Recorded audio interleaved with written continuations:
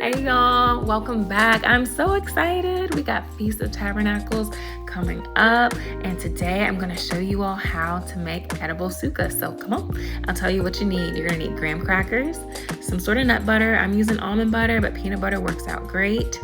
You're going to need green grapes so they look like leaves. You're going to cut them in half so they look just like that.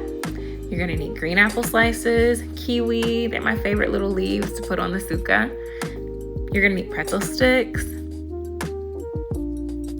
piping bags or Ziploc baggies. They work just fine. All you gotta do is just cut a little tip at the end, and basically it's gonna be your glue. You're gonna need scissors.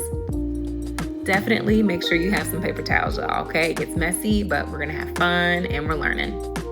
And then you're gonna need a plate or parchment paper, something to work on. All right, so you're gonna take 2 graham crackers and you're gonna split those in half so you have a total of 4 squares for your sukkah. Now, if you are using almond butter or whatever type of butter that you're using, if you notice that it's a bit oily, then I would recommend using 2 piping bags. And basically, you're gonna create 2 different consistencies with your butter. So the way that you can do that, you can create one type of piping bag that has more of a cement and thicker paste to it, and then another one just using the regular almond butter and nut butter that you have to be a bit more loose, like in the form of glue. To make one of your piping bags more of a cement texture, what you'll do is you'll use about 2 tablespoons of whatever nut butter you're using and then 1 teaspoon of water. And you'll put that all in your baggie before you cut your hole in the end, and just kind of rub it around together with your fingers, and you'll start to notice the texture of it changing as you're smushing it around in your bag. And then you'll cut your hole in the end and you should have a nice thick cement. And as you can see, I'm able to stand my crackers up just fine without them falling. And you're gonna wanna make sure that you have a nice firm foundation, because if you just use the oily nut butter, then it can be a bit tricky and hard to get those walls to stand up. So as you can see, I used 3 out of the 4 graham cracker squares to set up my walls for my sukkah. And I'm just going back in with my piping bag and filling in some of those spaces in between each of those walls to make sure there's a nice thick cement happening between each of them.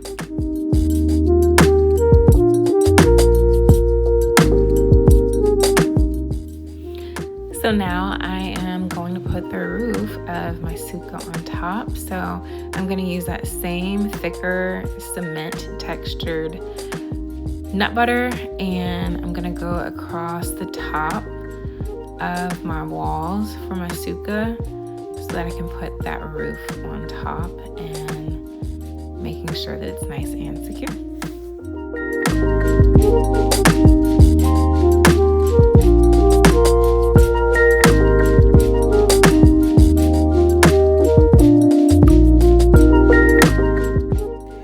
So now for the fun part, and as you can see, I am using my other nut butter that I didn't add any water to. This is just the almond butter, how it came out of the jar, and you can see it's more of like a glue texture. It's a bit looser and shinier, and so now I'm just adding on my branches for my sukkah. Honestly, you can decorate yours however you want. I just like to put the branches down first and then put my leaves on top. But there's no right way of doing this. You can totally make it your own and just have fun with it, and just talk to your child about why it is that we're doing this activity and how the Most High provided protection and covering for us, and how our people use the leaves and the branches from trees to help create these little houses. And so that's why we're doing it today.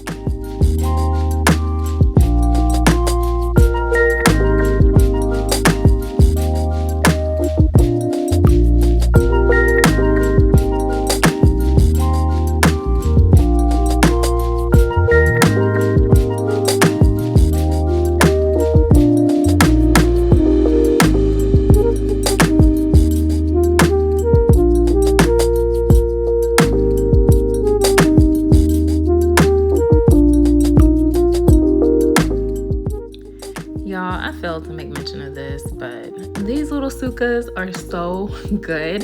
It is such a great little snack to make and have conversations about with your children. So if you're out for Sukkot and it's snack time, kids are getting hungry, yummy snack, fairly healthy. You got your fruits in there, got a little protein from whatever nut butter you're using, but so good.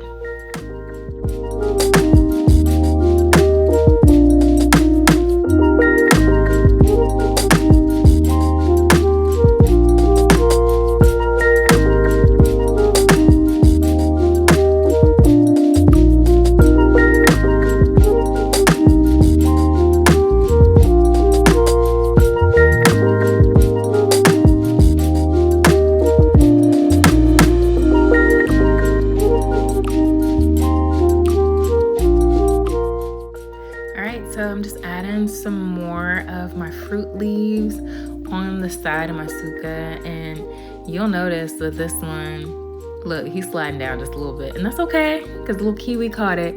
So you may have to just adjust where you're putting your fruit. Some of them may slide, they may not, but all in all, still a great learning activity, a lot of fun. Gets a little messy, but just great purpose behind the activity and something yummy for the kids.